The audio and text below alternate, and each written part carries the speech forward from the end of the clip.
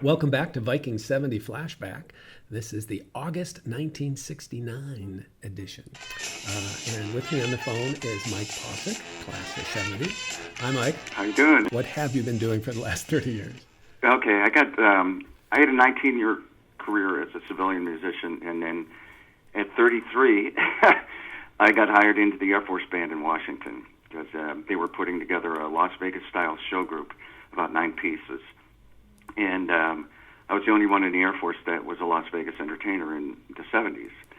So they hired me, and I was a baritone vocalist, so I filled both those slots, and we put this group together, and we had a good 20-year run. We went overseas. The State Department sent us overseas a lot, too. It was a very fulfilling job. So really you were a spy. Is that how I went? You could say that. I'd rather say diplomat. Okay. What kind of gigs would you do? Well, this band was a show band, so very rarely did we stand in place. There were 5 people up front, of which I was one of them. There was choreographed, and we were doing shows, so it was costumed, and we had a 4-piece rhythm section in the back. All the shows were themed, and each show had a different message, and we could plug them in depending on the audience. And tell me about your audiences. Who would see these shows? In general, we would do community relations, but the main job was working for the headquarters Air Force when they did official entertainment.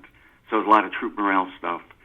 I went overseas 3 times on a Bob Hope kind of entertainment, entertained the troops. Yeah. So we bounced around Bosnia, and I went to the desert a couple times. And instead of bringing the troops home, because we couldn't do that, we brought home to them. Yeah. So it was very fulfilling that way. I think the message there is you just show up, and they're happy that people in the United States actually know they're there. Yeah. Let's put on our way back hat here and go back to the summer of '69 and getting ready for the academic year. And you were the band's drum major, so tell me what was involved there. All right, Norm would pick the drum majors, and Norm meaning Norm Novak. So I'll just call him Norm because that's what we called him behind his back. Of course. But in a loving way. He picked the drum major, so at the end of my sophomore year, people would pit in that wanted the position, and we'd write a letter, and then Norm would get them, and he'd read them, and he'd come out and say, okay, here's who I select. So I got selected to be the junior drum major. So the band was so big, we marched 144, took 2 drum majors. And so ideally, you would learn from the senior drum major. And it took 2 of you just to coordinate everything and coordinate the whistles so that everybody could hear, because that's a lot of people on a football field. So tell us about Norm Novak. Norm Novak was a Viking, actually. He was St. Joe class of 1955, which is 15 years before we got there. The band was his baby. If he didn't show up at St. Joe's, who knows what we would have, inherited. But he went to Case Western and got his bachelor's, went to Case. Kent got his master's. He worked for a year, I think, at Chanel, then he got the job back at St. Joe's. And he was there for his whole career, just about. He inherited a 67-member band. He built it up to, at the peak, it was 230 in the instrumental music program. So think about that in the Wayback Machine. One teacher for 230.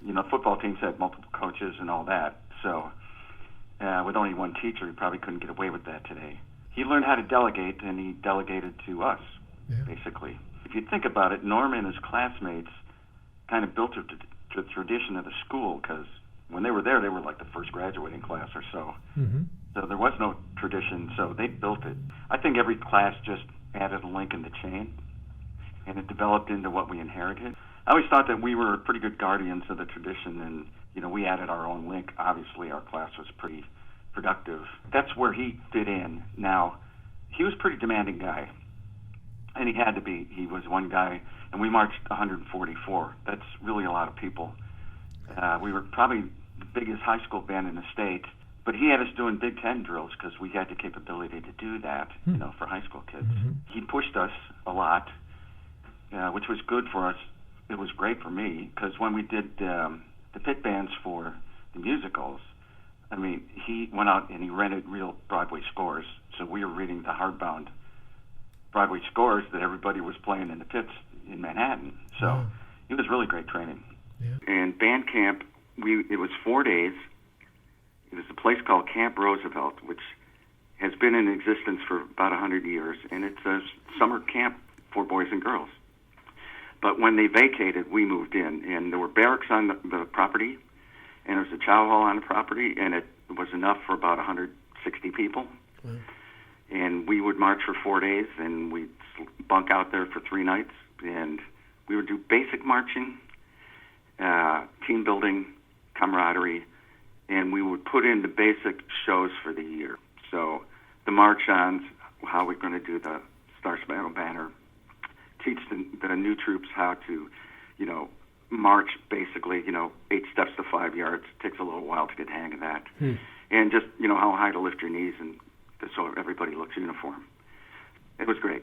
Wow. I took music my freshman year. Never had played anything before that. And I was on the baritone horn was the instrument I was trying to learn.